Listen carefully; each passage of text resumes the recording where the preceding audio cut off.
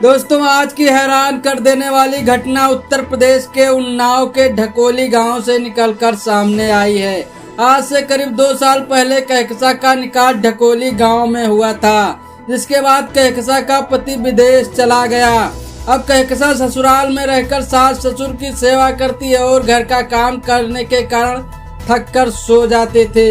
इधर घर में रह रहे देवर की जवानी कुछ ज्यादा ही उफान मार रही थी और भाभी को देखकर उसको चढ़ जाती थी। वह दिन भर मोबाइल पर खूब अर्धनग्न वीडियो देखता, जिसके कारण उसकी हवस और बढ़ती जा रही थी। उसने सोचा कि भाई तो विदेश में है, भाभी की जवानी उफान मार रही होगी, वह मुझे दे देगी। जब एक दिन दोपहर भाभी अपने कमरे में सो रही थी, तभी देवर वहां पहुंचता है और भाभी के प्राइवेट पार्ट को सहलाना चालू कर देता है। भाभी गहरी नींद में थी, जिससे देवर ने समझा कि भाभी को मजा आ रहा है और अब वह मुझे दे देगी। विदाउट वक्त गंवाए भाभी का गेम बजाना चालू कर दिया। तभी अचानक कहकशा की नींद खुल गई। उसने देवर को काफी धमकाया और भाई और सास ससुर से शिकायत करने को कहा, जिससे देवर डर गया और भाभी के पैर पकड़ते हुए माफी मांगने लगा। तभी भाभी को दया आ गई और उसने देवर को माफ कर दिया। लेकिन देवर अपने अपमान का बदला लेने के लिए भाभी को मौत के घाट उतारने की योजना बना डाली।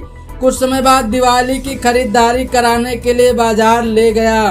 तभी वापस लौटते वक्त देवर ने अपने 3 साथियों को घर जाने वाले रास्ते पर बुला लिया।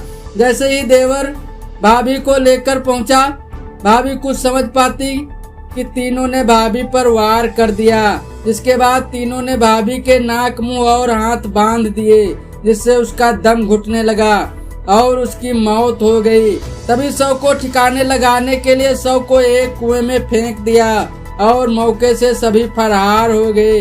तभी घर वालों ने देवर और भाभी की गुमशुदगी उन्नाव थाने में दर्ज कराई।